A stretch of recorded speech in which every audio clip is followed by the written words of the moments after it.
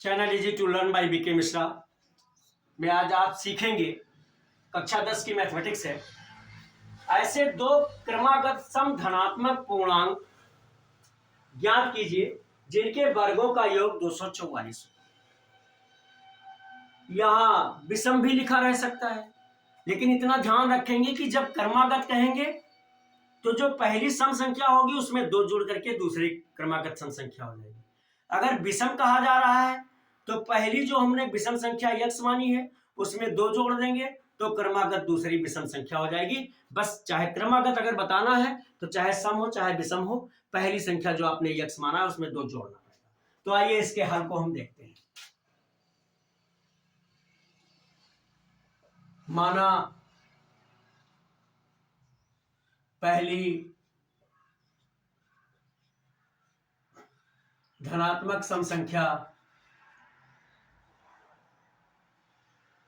धनात्मक सम पूर्णांक या धनात्मक सम संख्या, सम पूर्णांक लिखे सम संख्या लिखे कोई दिक्कत नहीं है, बराबर x। और दूसरी क्रमागत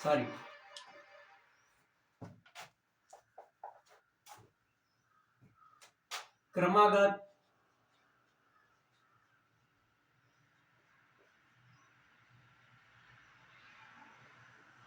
दूसरी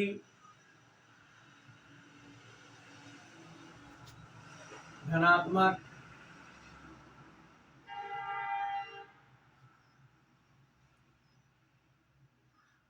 सम संख्या या सम पूर्णांक, जो भी आप चाहे लिखें।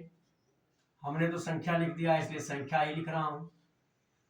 आप यहां पूर्णांक आ गया है तो सम पूर्णांक लिख दीजिएगा, कोई दिक्कत नहीं है। जैसे ये कंफ्यूजन ना हो। धनात्मक माना पहली, आप ये भी लिख सकते थे माना पहली सम धनात्मक पूर्णांक बराबर x, या पहला सम धनात्मक पूर्णांक बराबर x, दूसरा सम धनात्मक पूर्णांक बराबर x धन 2। हमने संख्या लिख दिया है, आप यहां पूर्णांक लिख सकते हैं, कोई दिक्कत नहीं है इसके लिए। आप प्रश्न कहता है, हम यहां लिख देंगे प्रश्नानुसार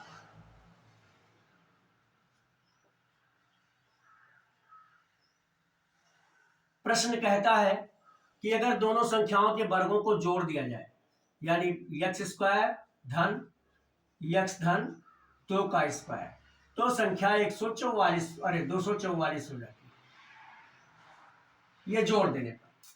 अब हम जोड़ दिए हैं, इसको खोलें, ये आ जाएगा x स्क्वायर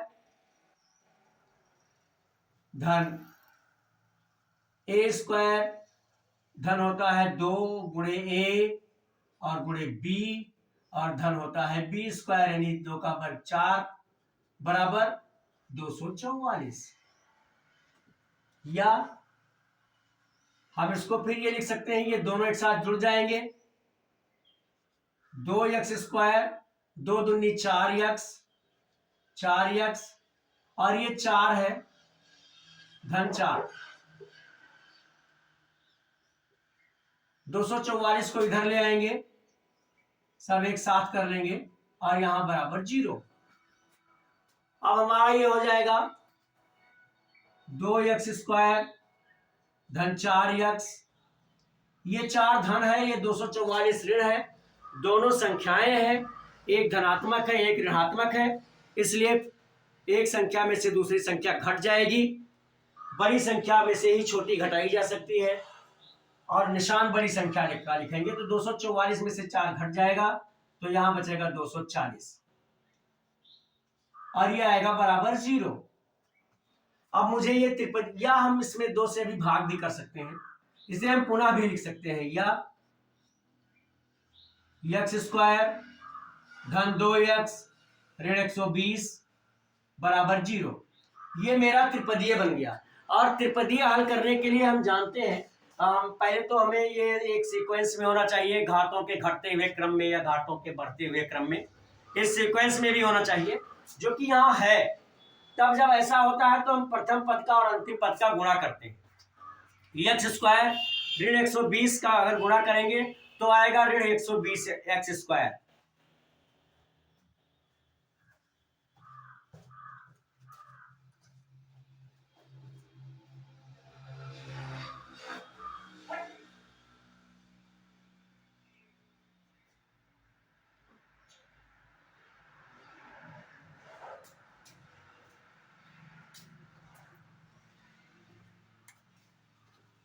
तो अब हम ऋण 120 एक्स स्क्वायर के ऐसे दो गुणनखंड करेंगे जिनका गुणा तो ऋण 120 आवे और जोड़ आवे ये धन 2।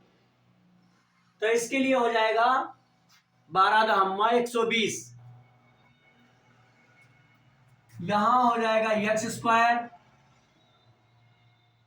और धन, ये बड़ी संख्या हमें धनात्मक लिखनी पड़ेगी क्योंकि यहां हमें धन लाना है। धन 12x और ऋण 10x ऋण 120, ये बराबर होगा 0। अब यहां हम देखें, यहां x कॉमन है, ये दो अलग अलग, हम इसका गुणनखंड करना है तो दो दो को एक साथ ले लें।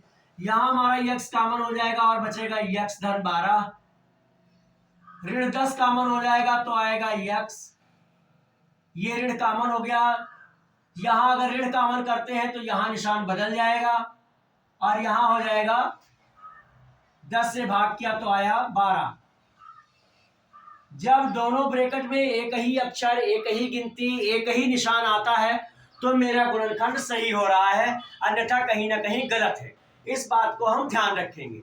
अब एक पद ये है और दूसरा पद ये है, इन दोनों में x धन 12 हम कॉमन कर लें जो कि दोनों में है, तो x धन 12 हम एक ब्रैकेट में लिख लेंगे और x ऋण 10 हम एक ब्रैकेट में लिख लेंगे और बराबर 0। हाँ, हम ध्यान रखेंगे, यहाँ हम इसको हम पहले भी लिख सकते थे x ऋण 10 को, कोई दिक्कत नहीं थी, चाहे जिस गिनती को आगे पीछे लिखेंगे। बस ये ध्यान रखना है कि जब कॉमन करें तो ब्रैकेट में बिल्कुल सेम आना चाहिए। अब यदि x धन 12 बराबर 0, हम एक एक पद को ले लें तो x बराबर हमारा हो जाएगा ऋण 12। चूंकि यहां धनात्मक पूर्णांक कहा गया है इसलिए हम ये ऋण में आया है, इसे हम छोड़ देंगे। हाँ, अगर ये कहा जाता कोई भी पूर्णांक तो कोई दिक्कत नहीं थी, कोई समस्या नहीं थी, हम इसे भी ले लेते। अब हम दोबारा लिखेंगे, यदि x ऋण 10, यदि x ऋण 10 बराबर 0 तो हमारा x बराबर 10 हो जाएगा। यानी हमारी जो पहली संख्या आई, पहली संख्या जो धनात्मक आई वो आई 10, इसको हम यहां लिख लेते हैं। पहला धनात्मक समपूर्णांक,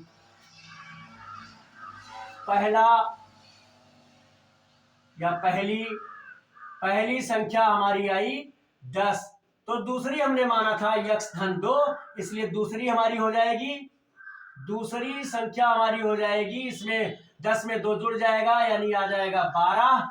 अब हमारा जो आंसर आया वो आया, आंसर आया 10 और 12। अब हमने ये बहुत सरल तरीके से बताने का प्रयास किया था, एक बार फिर बताए देता हूं। अगर यहाँ विषम होता तो हम यहाँ विषम मान लेते, सम लिखा इसलिए हमने सम मान लिया। विषम का एग्जाम्पल कक्षा 10 की किताब में दिया इसलिए मैंने सम वाला आपको बताया। अगर यहाँ कहा जाता वर्गों का अंतर तो यहाँ हम माइनस लगा करके इसे लिखते और इस तरह से त्रिपदीय बना करके इसे हल करना गया। ये संख्या हमने इसलिए छोड़ दी x बराबर ऋण 12 क्योंकि यहाँ धनात्मक पूर्णांक बताना था। अगर हमें पूर्णांक बताना होता तो ऋण में भी हो सकता था, धन में भी हो सकता था। पूरी कोशिश की है कि अच्छी तरह से समझ में आ जाए। यदि आपको बताने का तरीका अच्छा लगा हो, समझ में आया हो तो मेरे वीडियो को लाइक और शेयर भी करें तथा चैनल सब्सक्राइब ना किया हो तो कर दीजिए। और आपकी किसी भी तरह की प्रॉब्लम मैथमेटिक्स में, फिजिक्स के न्यूमेरिकल में, इंग्लिश के ग्रामर में या हिंदी के व्याकरण में हो तो मेरे व्हाट्सएप नंबर 9452510385 पर लिखकर भेजें, सलूशन आप तक अवश्य पहुंचेगा। अब तक मेरे साथ इस वीडियो में बने रहने के लिए बहुत बहुत धन्यवाद।